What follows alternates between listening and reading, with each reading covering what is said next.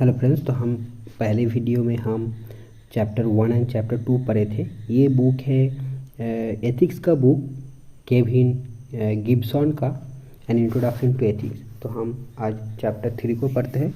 देखिए, egoism and hedonism. So moral philosophy relies in great part on basic assumptions about human nature. Whether we ultimately care only about ourselves, those we love, or mankind and the earth more generally. Some see the spark of the divine in human action. In this chapter, we will examine arguments for and against putting the self first and their implications for moral action. Egoism refers to putting the self, the ego, as the paramount focus of moral concern. Egoists only act from self-interest. Self-interest or cooperation. In William Golding's book, The Lord of the Flies, a plane crashes, killing all the adults and stranding the surviving group of boys on a remote uninhabited island. Initially, the boys agree to work together for the common good. They cooperate in finding food, building shelter, and maintaining a signal fire. But as time goes on, they become more savage and individualistic to the point where they start murdering one another. The book poses the question whether civilization is in fact only a thin veneer that hides a much darker side of human nature. And if there are no such external constraints, would communities rapidly spiral into anarchy and violence? There are similar stories of people stranded in lifeboats who initially get on well, but as resources begin to fail and hope of rescue fades, they turn on one another. In stark contrast, many other books such as The Wizard of Oz highlight cooperation and heroic self-sacrifice in the face of adversity. Psychological egoism interprets actions in terms of what benefits we will derive from them, and predicts that we will do whatever is best for us. Thus, it holds that we are looking for some payoff, and even a charitable act would be interpreted as seeking self-satisfaction. Take cases of apparent altruism, where people do good for others or for their own sake. That is Mother Teresa, who worked for the poor of India. The psychological egoist would argue that whether she realized it or not, Mother Teresa was ultimately working to fulfill her own needs. Perhaps a psychological desire to feel good about herself or an attempt to earn salvation. And although these motives may be hidden from the individual doing the act, they nevertheless drive all we do. Ethical egoism is the normative claim that says we ought to do whatever is in our self-interest.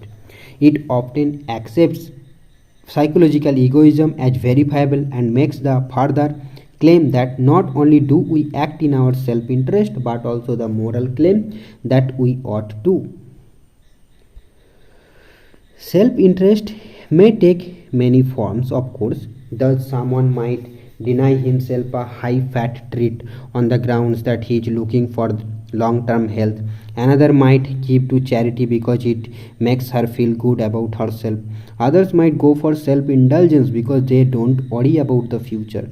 The point is that they are all putting themselves at the center of the moral universe, and moreover think it is right that they do so. It is worth emphasizing that rational egoists may be motivated by what is best for themselves, but that does not mean that they will always take a short-term perspective or ignore others.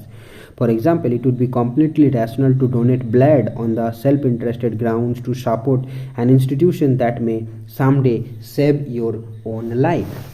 There is a long tradition of egoism, and it has taken many forms. Here we will look at three central figures: Niccolo Machiavelli, Thomas Hobbes, and more recently Ayn Rand. अच्छा, Machiavelli case studies के type के आप example. Okay, then Niccolo Machiavelli worked as an administrator and diplomat for the Florentine Republic during a time of great political turmoil.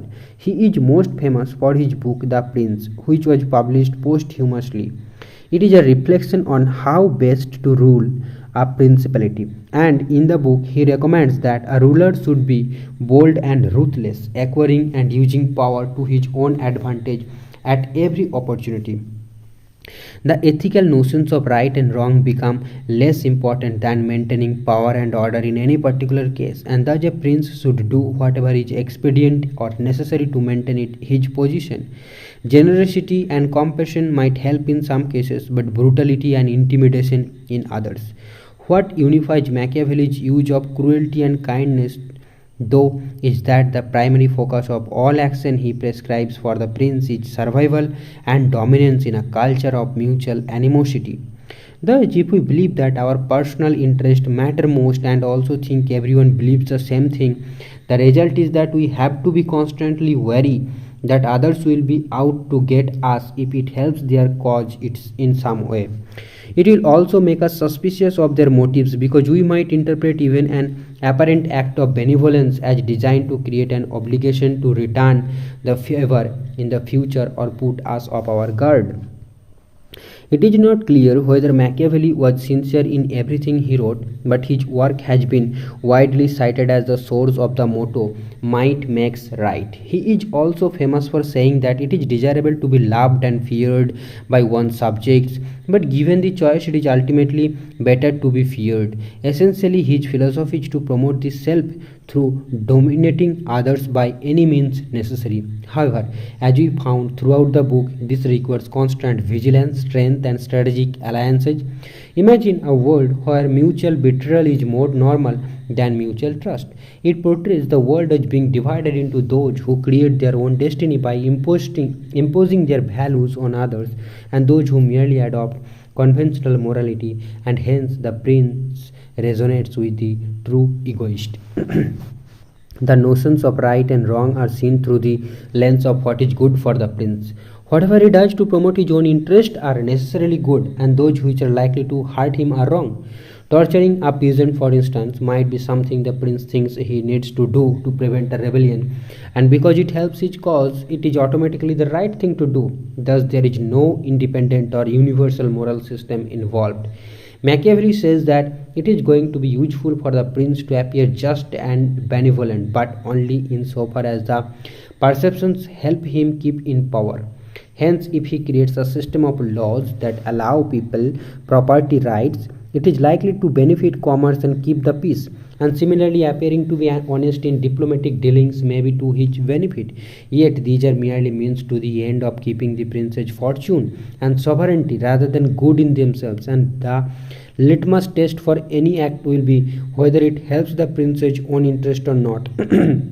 In other words, honesty or justice become a mere tool that can be used or abandoned at any point rather than external measures of ethical action. Then Hobbes. Thomas Hobbes lived during the time of the English Civil War, when the idea that kings were appointed by God was overturned and members of the same family may have taken different sides in a bloody conflict. Like Machiavelli, Hobbes believed that mankind was naturally self-interested and competitive, but in contrast, he had a different perspective on power. While Machiavelli advocates domination as the appropriate response to our natural state, Hobbes believes in forced cooperation. Hobbes' mechanistic philosophy suggests that we are fundamentally animals motivated by various appetites. He denied the notion of absolute moral standards, but instead asserted that moral terms are just manifestations of our own preferences. We label what we approve of as good and what repels us as bad. He combines this with a view that we are more individualistic than communal, so that without a governing authority, the natural human state would constantly compete for scarce resources effectively, a perpetual state of interpersonal strife. He asserted that the human natural state is a state of war in which we see everyone else as a potential adversary. Unchecked, he thinks we would live in continual fear and danger of violent death, and the life of man solitary, poor, nasty, brutish, and short. Like Machiavelli, Hobbes' view begins with self-interest. His solution to this natural state of enmity is rationality, in the sense that we make a reasoned agreement to cooperate and restrain our ambitions for the sake of the common good. His book, The Leviathan, draws its name from a biblical sea monster in the book of Job. that can be conjured up at any time to remind us of our human frailty. Under the system that Hobbes devises, we agree to subject ourselves to a supreme authority, and in return, we are rewarded with peace and prosperity. So, in the natural state, as he suggests, no one would bother to plant seeds and work the land if it was certain that the resulting crops would be stolen by others. However, if we put a system of laws and punishments into place, then it sets up the framework for mutual prosperity.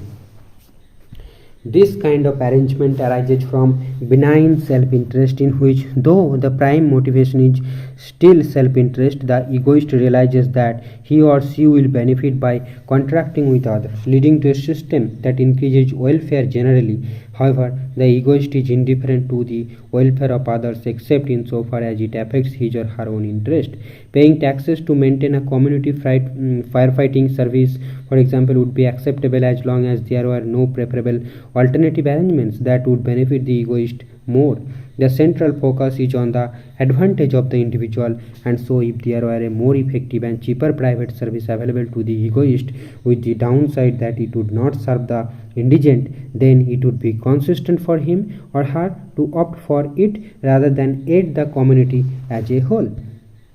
On the other hand, if he or she is also personally, emotionally affected by the plight of people whose houses are destroyed, then he or she might choose to pay to avoid having that happen. Thus, self-interest need not preclude helping others, but helping others is often seen as a means to one's own self-interest, or an inadvertent effect of it. This also means that a sophisticated egoist will uphold the law, even though it may be inconvenient and damaging in the short run. For instance, egoists may ideally wish to exempt themselves from rules about speeding, but come to realize that they are better off in a society where such rules are maintained. Therefore, although Hobbes' view of human nature seems cynical to many, he takes it to mean that we should approach morality from a rational point of view that takes into account our long-term best interests. The key to such a system will be creating means that allow people to work out what is best for them and giving them the ways to achieve it. Thus, if we consider healthcare, for example, people are notorious for their ability to irrationally discount the future health risk that they know will lead to harm by smoking, eating fatty foods, or not exercising. However, the truly wise egoist would reason about what would be in his or her best interest in the long term, and supporting a system that looks after the elderly when they are no longer able to take care of themselves might then be a good strategy. Similarly, such wide perspective and long-term thinking might result in a system of mutual cooperation and benefit, but it would depend on people having ready access to information and fighting the psychological tendency to focus on immediate and expedient outcomes. Then Rand. A contemporary version of egoism is found in the works of Ayn, usually pronounced Anne Rand. Rand was brought up in Russia, where her family's business was seized by the Soviets after the revolution in 1917. Subsequently, she moved to America and earned her livings as a screenwriter in Hollywood. She is best known for her philosophical novels The Fountainhead and Atlas Shrugged. Rand used the term objectivism to describe her views, where an individual governed by reason measures achievement by productivity and the individual's paramount goal is his or her own happiness. On Rand's view, we strive to achieve happiness by exercising our uncoerced personal choices. When this is manifested in free market capitalism, we all get what we earn through our own effort, without anyone depending on us or vice versa. Central to her writing is the primacy of the individual who has no obligations other than the ones he or she voluntarily undertakes. The objective element comes about because there are external facts about reality that we have to acknowledge, for instance, human nature and our needs. If we can adjust our lives to fit the objective reality, she believes we will achieve happiness. Rand's heroes are self-made types who then can trade their goods and services. If they tap into an unfulfilled human need, say personal computing, then they will merit rich rewards. A natural objection is that some people may not be able to compete in the marketplace, and yet we still consider them as morally considerable. Rand's response is that the minority of adults who are unable to work have to rely on voluntary charity, but there would be no reciprocal sense of entitlement. From Rand's perspective, people may voluntarily give to others, but misfortune is no reason that the better off have to provide for the others without reward or, in hard terms, engage in slave labor on their behalf. A person's economic value is determined by the willingness of others to trade with him or her as a result of the free market choices. If we choose to give some of our money away to charitable causes, that is fine, but it should be a voluntary act, not one forced on us by a government that may often serve interests other than our own. She regards her view as contrary to what she calls tribalism, the notion that we are responsible for others in our community, and altruism, doing good without regard for reward.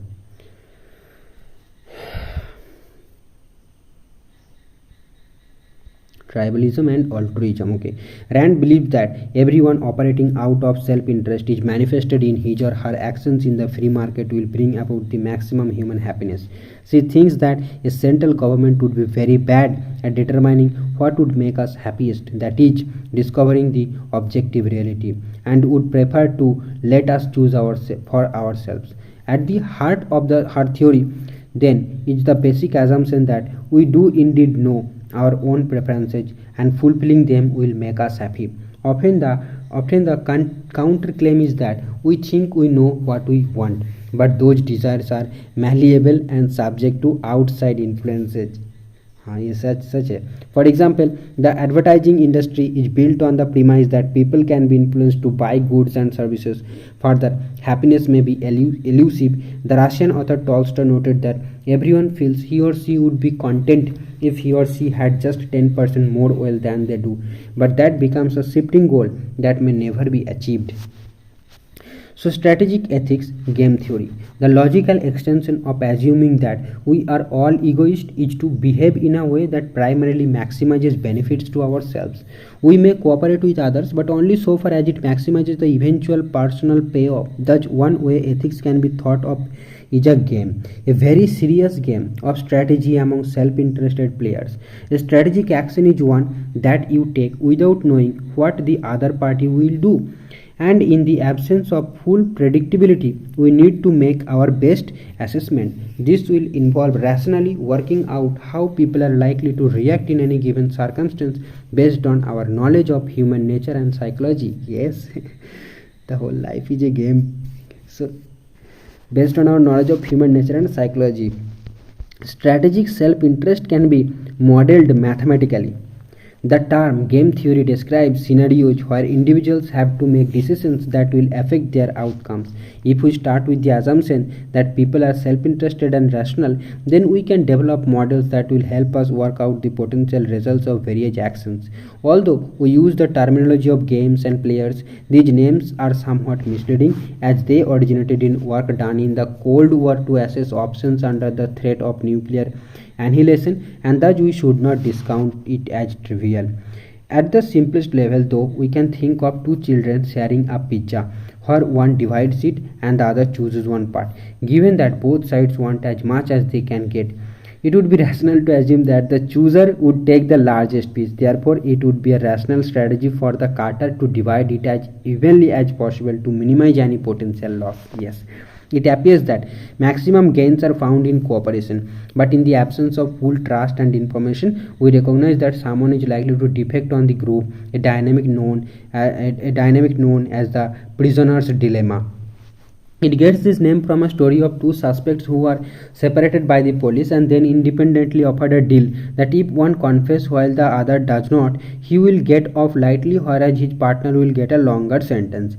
If both confess, then they both get the worst outcome, with the clear implication to each that they should confess before the other gets a chance to. The best outcome for the prisoners, though, is the one not advertised by the police. If both keep quiet, then both will be released without charge. If they trust each other fully, then the best option is for them to say nothing. But if there is any lingering doubt, the light sentence is preferable to the long one, and hence the dilemma each faces. Yes, the same forces operate when cinema में एक था कि कि कुछ एक balloon का कुछ scene था और कुछ फ्रेंड्स था, तो वहाँ पर ऐसा करके कुछ था कि लास्ट तक जिनके हाथों में के बैलून होगा उनको जॉब मिलेगा, ऐसे कुछ देखा था मैंने, याद नहीं आ रहा है, चलो छोड़ो। The same forces operate when we think about many mutual endeavours. Take the way we regard environmental resources. We know that it is probably in everyone's mutual best interest if we individually cut back on the amount of pollution and waste that we cause. However, doing so may go against our personal ideas of what is best for ourselves. But if everyone thinks the same way and we don't make any binding agreements with one another, then it is likely that someone will break the deal and look for instant payoffs. However, if we know that the deal will be broken, then it makes sense for everyone to default to what is best for them without regard to anyone else. For instance, if fish are scarce, then all the trawler operators might agree to lower their quotas to give the stocks a chance to build up. However, that forces up the price of fish and the incentives to cheat on the agreement, and of course everyone involved faces the same temptations. Recall that Hobbes' view is that the only way we can stop rampant self-interest is to create strong enforcement and punishment mechanisms that force us to actually do what we know to be best. The game gets much more interesting if there are multiple encounters termed iterations. Thus, if the prisoners are mere acquaintances and are unlikely to see each other again, they may make different choices than if they are lifelong pals who anticipate working together in the future. Scientists wondered what should be the most successful strategy where two parties played repeated games and arranged tournaments where computers went through hundreds of thousands of iterations. The winning strategy was also one of the simplest. It is known as tit for tat and works by initially cooperating and then reciprocating every move the other side makes. The reciprocation element means it does not hold grudges or punish the other party with a greater penalty than it suffered, qualities the programmer describes as nice. If we extend the findings to moral behavior, it makes sense for us to be mutually cooperative rather than always seeking our personal immediate gain, because other options are likely to result in inefficient distrust where everyone is just looking out for himself or herself. In another realm, researchers have found that animals often exhibit cooperative behavior, and sociologists have identified forms of the prisoner's dilemma in animal behavior. Parasites, for instance, thrive on a host, but if there are too many, they will kill it and themselves as well. It seems that they achieve equilibrium where they are restrained from reproducing to a greater extent than the host can tolerate. Some bats, it seems, will share their food with those who have none, and research shows those who have benefited are more likely to help those who have previously helped them, and monkeys routinely pick parasites of another expecting the favor to be returned. One remarkable implication of marrying ethics to strategic models is that it means morality need not have to be an exclusively human activity, since we could program a computer to prompt the best result. Consider that humans are fallible in our reasoning. For example, we become invested in our earlier decisions, tend to be selective in the evidence we use to confirm our decisions, and to discount contrary evidence. If we set up a program that equates maximizing self-interest as the goal, it would give us transparent, predictable, and accurate responses, and we might be able to rely on it more than our personal judgments. At the same time, the reservations we might have about delegating not only mathematical calculations but also moral judgments to computers might well give us some insights into why morality may be more than rational self-interest. The prisoner's dilemma is a rational exercise without any necessary ethical connotations. However, we can see that the moral qualities of trust and cooperation are desirable characteristics for extended relationships, and it can go some way to showing why, even from an egoist perspective, cultivating certain moral traits may be desirable. Challenges. There are several arguments against egoism. First, egoists have to face the challenge of whether the theory applies to themselves or should be a general rule. Additionally, egoism requires a robust notion of personal identity that relies on certain commitments about the self. Egoists maintain that we care most about ourselves individually, but other philosophers believe that there is evidence this assumption is incorrect and human nature is in fact as much concerned about the welfare of others as our own self-interest. Let us examine these claims in turn. Egoists who believe that everyone should maximize his or her own personal welfare face a logical problem, because what applies to them individually cannot be made into a general rule. What is best for one egoist will diminish the welfare of others, and they would be acting in the same way. There will inevitably be times when the liberty and interest of one person will clash with those of others, and there are not enough resources to give everyone what they want. Thus, if the egoist recommends personal advancement as a general rule that applies to everyone, he or she will effectively be advocating actions which will sometimes thwart his or her personal ambitions. This leaves the egoist with two options: either accept the inconsistency or narrow the ethical theory so it applies to the egoist alone. That is, I should always do whatever I think best and ignore the interest of others unless they give me some advantage. Egoism also relies on a sense of personal identity called atomistic. This reflects our common sense intuition that we are all separate beings with individual personalities, wants and needs. Hence, it follows easily that we should look after ourselves and may have to compete with others. We should note at the outset, though, that not all cultures put the individual at the center of moral concern. For instance, some stress the value of family, clan, or community more, and so it is possible that atomism may seem self-evident only due to our own culture and historical location. Additionally, it prompts questions about how connected we are with one another and whether we are responsible for anyone else and their actions. We might think of parents of young children. They typically put the welfare of the child ahead of their own, and if the child behaves badly or breaks an object, they are held responsible. Some feminist philosophers propose that the primal human experience is one of being cared for, and so the starting point for ethics ought properly to be not as isolated individuals but rather as part of a dynamic relationship of caring. A bond like that of the parent suggests that individuality may not be as straightforward as we typically think of it, and the egoist may inevitably not just be concerned with a single individual but those he or she cares deeply about. The second test for the egoist is the associated view that humans naturally feel connected with one another. This need not be grounded in evolution, of course, and is a question of empirical psychology. That is, are humans naturally competitive and aggressive, or perhaps sympathetic and nurturing?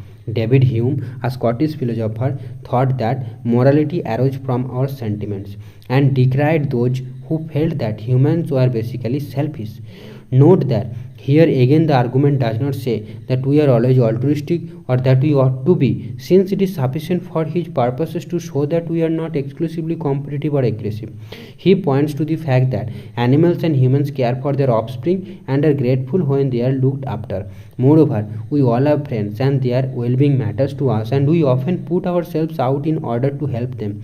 A further challenge to egoism is a family of views known as natural law. Theorists of this view argue that at the core of human nature and activity is a set of general moral principles. Thus, we find that humans naturally form couples or develop friendships. From these observations, they conclude that there are inherent human values that go beyond self-interestedness. The philosopher and theologian Saint Thomas Aquinas posted that fundamental value all human beings share is good is to be done and evil avoided. Given the fallibility of human reasoning, the more particular we attempt to make this principle, the more subject to error it becomes. Nevertheless, he provides a list of universal goods derived from natural human inclinations, knowledge, rationality, and he derives the universal values of life, community, and society from the natural human inclination for sex and procreation. Although Aquinas sees the divine at work in natural moral principles, natural law could be derived from purely secular values in that we find traits in all human societies that encourage community, and thus it may be that part of human nature is ended other regarding. Although it may be true anthropologically that people can be selfish and competitive, there is considerable evidence that they are also compassionate and cooperative by nature. Altruism means people benefit others without an obvious payback. For example, a man might donate anonymously to charity and never expect any recognition or personal benefit in return. Or seeing a child who has Wandered into the path of an oncoming vehicle, a woman tries to save her at considerable risk to herself. If altruism is truly part of the human makeup, then it poses a direct and a counter argument to egoism. Contrary to psychological egoism, altruism contends that people are not always motivated by benefits for the self. If we observe common instances of altruism, it might seem to be just as much a feature of human nature as self interest. Take the case of Raoul Wallenberg, a Swedish diplomat stationed in Budapest, Hungary during the Second World War. He issued Jews with passports that said they were Swedish citizens awaiting repatriation and housed them in buildings where he flew Swedish flags. The German officials accepted the documents and allowed the bearers diplomatic immunity. Some stories recount him going to deportation trains, handing out passports to anyone he could. Despite the presence of armed guards, it is estimated that he saved over 1 lakh people who would otherwise have been sent to concentration camps. Wallenberg was eventually taken into Soviet custody and reportedly died a few years later in prison.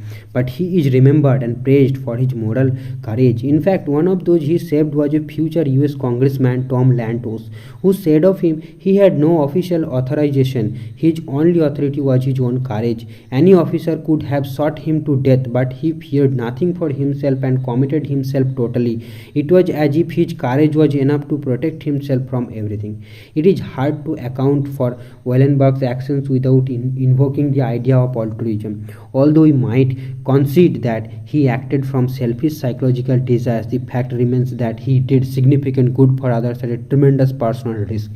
Why would he act that way when he did not need to? Beyond the self-verifying claim that we all do whatever is best for us and we can determine what was best for someone by looking at what they did, there are two linked explanations for altruism. The first is drawn from the emerging field of sociobiology and suggests that humans are not primarily individualistic but communal well-beings. The second suggests we make rational decisions that favor the family or community. At this point, consider Plato's story of the ring of Gyges. A poor shepherd finds a ring that gives him invisibility, and he uses it to eventually become the king by using his powers to deceive and ultimately murder those who stood in the way of his newly found ambitions. The point of the story is to illustrate that in the absence of external restraints, we will inevitably maximize our own welfare, something that undergirds the ethics of Machiavelli, Hobbes, and Rand. However, although the shepherd might have acted that way, it is entirely plausible that he could have used his new powers to help others or prevent harm. A common observation is that parents will often sacrifice for their children, for example, working 2 jobs so their children can go to college or making sure the child has decent clothing before buying anything for themselves. Animals also show evidence that they will sacrifice themselves for the sake of the herd, which contradicts our understanding of Darwinian evolution. That is, if the individual truly matters most, we should expect that no animal would put itself at unnecessary risk. For example, barbet monkeys and ground squirrels have been observed sounding an alarm that incidentally attracts the attention of a nearby predator, an act that would obviously minimize its own chances of reproductive success. A number of studies have shown that animals have very strong kin bonds and will sacrifice themselves to save their offspring. How then can we account for sacrificial behavior that seems paradoxical? The altruist is likely to die with fewer successors, and hence it is a trait that should die out. Interestingly, Darwin's own response is that man, like some animals, is a communal creature, and therefore what matters most is not the survival of the individual but the survival of the group, and thus any behavior that promotes group welfare will be fostered. He explains that primitive humans would have acquired instinctive social feelings such as discomfort at being separated from their companions, and that their giving mutual aid for their livelihood entailed social feelings of sympathy, courage, and even love. The salient point for issues of egoism is that it turns out that we are not naturally separate individuals but joined by ties of love, friendship, and sympathy that go beyond the convenience of cooperation to explain action in the absence of reward. Thus, one way of challenging the egoist is to question the assumption that humans are individualistic. All human societies are communal, after all, and we might question why so much moral weight is assigned to the view that we exist as isolated atoms. Then hedonism. A common theme in egoism is that individuals have their own personal preferences in much the same way that people prefer one flavor of ice cream to another. That is, people have different views, but they are not right or wrong in any absolute sense. Next, we consider another area of our lives to see if an egoist approach is realistic and examine some of the variations of personal happiness for any common features or constraints that should apply. Hedonism is a theory that contends we are motivated by seeking pleasure and avoidance of pain, sometimes thought of as maximizing personal happiness. That is hedonism. Here we look at some cases to test our intuitions about whether personal values may have a common core or all are a matter of individual choice. The first hypothetical is a young man, Eric, who lives a life of indulgence. He has a trust fund and spends it on recreation, food, and alcohol. He is willing to try anything that promises pleasure and is not too concerned about the legality of his actions. He drives cars fast and enjoys taking risks, thinking that life is short and he might as well enjoy everything that he can.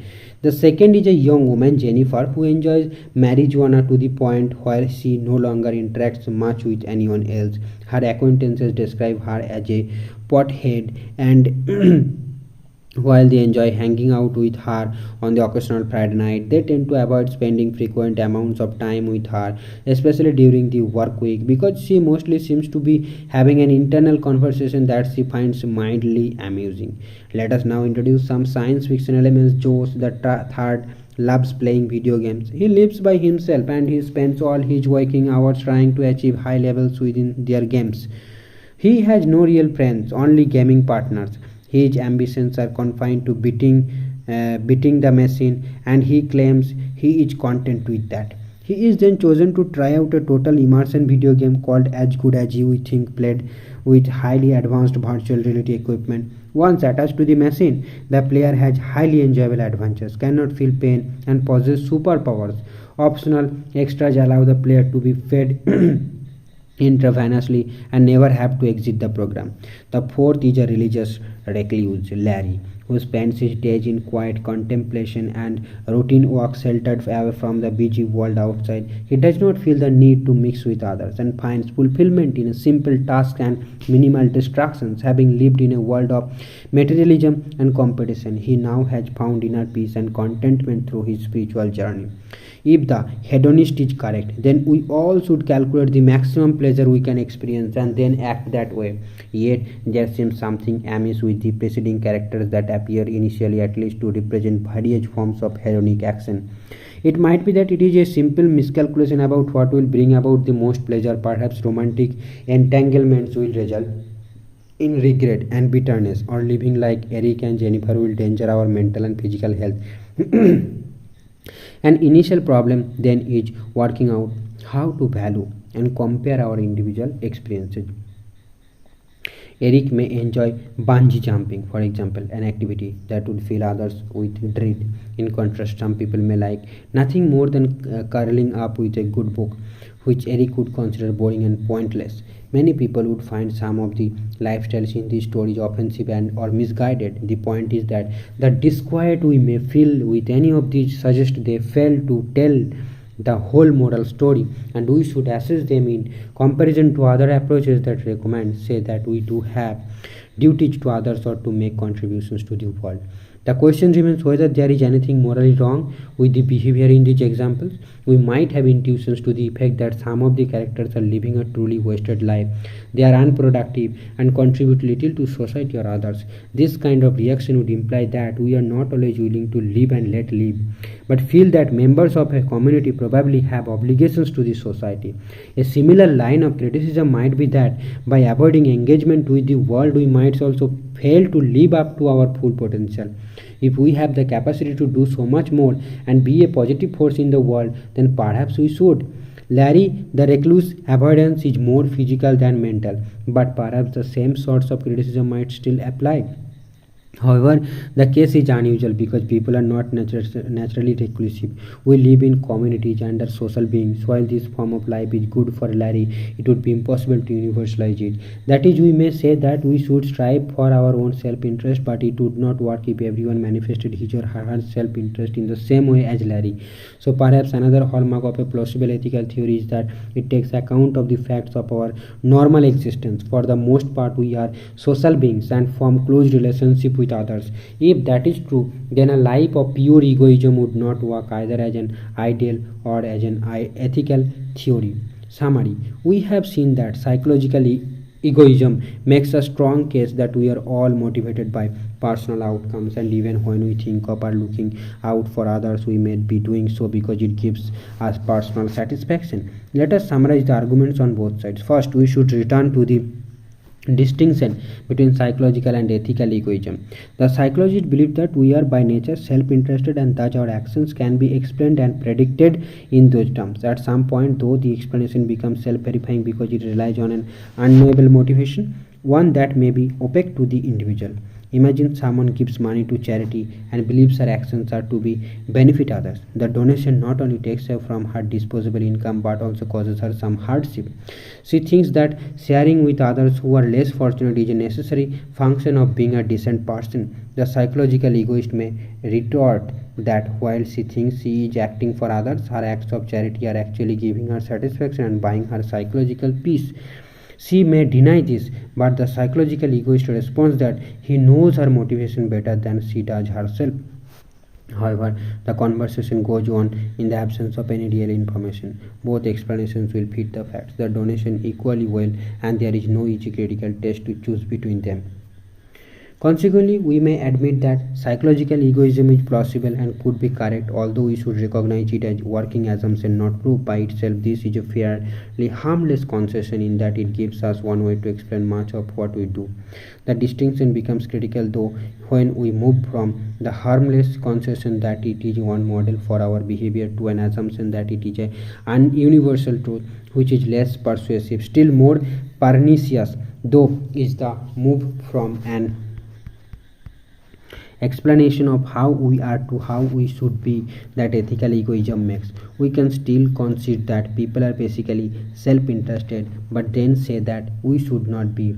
We have all sorts of psychological impulses to act in ways that we resist because we impose a reasoned filter. Even if we accept the egoist account of human nature, it is one thing to recognize that we have certain dispositions and quite another to say that they should be followed as ethical guidelines. Thus it is worth reading beyond the descriptions of self-interest to see what sorts of solutions philosophers have offered to deal with them.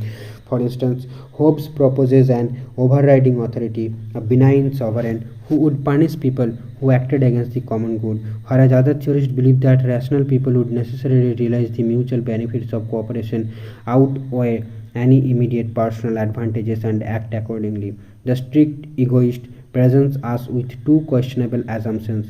The first is that people always act according to their own best interest, and the second is that self-interest does not embrace the well-being of others unless it is self-beneficial. While undoubtedly the claim is true of many people, it may not be universal truth. It is not obvious, for instance, that we would all use great power for self-aggrandizement, and quite plausibly, it might turn into a story of a noble heroine who helps people in distress along the lines of many comic book superheroes.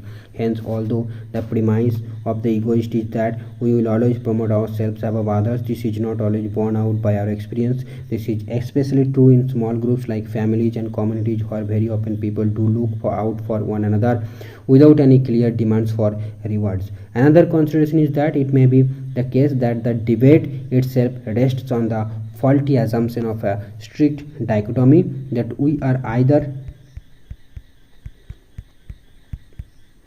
purely altruistic or purely self-interested. But in fact, if humans are not atomistic but rather innately social beings who are tied to those we are in relationships with, our feelings of beneficence and of self-interest may not be as easily pulled apart as the egoist suggests. In a similar vein, some economists have recently challenged the prevailing view that we always act out of self-interest. Amartya Sen, for instance, recognizes that we sometimes act in ways that are confusing to classical economics. For instance, we might spend money to preserve penguins as a personal commitment, even if they had no perceptible effect on our living standards. He goes so far as to describe people who neglect commitments and concentrate only on personal welfare as rational fools. In short, the ego starts with the assumption that we are all independent and looking out for ourselves in a competitive environment. For this to be fully persuasive, we need to ask whether their claims are universal truths or perhaps are sometimes true but sometimes not. Commentators sometimes use the metaphor of the jungle, saying that human society is red in tooth and claw and it is a dog-eat-dog world, just like Hobbes imagined. Still, the people in Hobbes' world have not got to that point, but instead realize that without some constraints things could go to the extreme. That is, they are able to pull back from complete egoism because they see where it would lead. Moreover, wholesale adoption of the egoist program seems to imply that we agree with their view of human nature and discount altruistic or generous motives. Egoism suggests that we all strive for our own self-interest, and some argue that egoism says that amounts to experiencing pleasure and avoiding pain. However, we found that the concepts are not as clear-cut as we might initially believe. For example, if we give to charity, we can derive some satisfaction from the act. That need not imply, though, that the giving is caused by our self-interest, only that it is correlated with it. We see that working out the best outcome in any particular case will involve comparisons of various dimensions of pleasurable activity, and these may vary from person to person. Additionally, egoism of this sort relies on a sense of individual personhood which clouds the fact that we naturally live in social groups that necessarily involve relationships and mutual obligations. To be a consistent egoist, one needs to be disinterested in the welfare of others, except insofar as it will affect our own interest. While this is a plausible stance, it does not seem to reflect how we actually live our lives. Finally, although the jungle metaphor is appealing, it may not reflect how things really are. To illustrate the point, we might look to one of its first usages in Rudyard Kipling's Jungle Book, where the animals learn the laws of survival. In the case of the wolves, the verse actually speaks to our interdependence. Now this is the law of the jungle, as old and as true as the sky, and the wolf that shall keep it may prosper, but the wolf that shall break it must die. As the creeper that girdles the tree trunk, the law runneth forward and back. For the strength of the pack is the wolf, and the strength of the wolf is the pack. तो यहाँ पर होता है आपका ये वाला chapter complete. थोड़ा समझ में आया क्या? कुछ मेरे को थोड़ा थोड़ा समझ में आया, बाकी तो पहले बार पढ़ा। चैप्टर बहुत इंटरेस्टिंग है, मतलब ये एथिक्स मेरे को तो बहुत इंटरेस्टिंग लग रहा है। थोड़ा थोड़ा समझ में आ रहा है, बट वो आपको एक्सप्लेन करके मैं समझा नहीं सकता क्योंकि उतना नॉलेज है नहीं अभी। ठीक है, तो यहाँ पर बात किसका हुआ? ईगोइस्ट का हुआ कि हम एक्चुअल में ईगोइस्ट हम कोई है नहीं। ईगोइस्ट हर लोग, मतलब हम मिक्स्ड है ना, हम किसी ना किसी के लिए केयर करते हैं, तो ईगोइस्ट कैसे हुआ? तो ईगोइस्ट हम नहीं है, ऐसे बोला।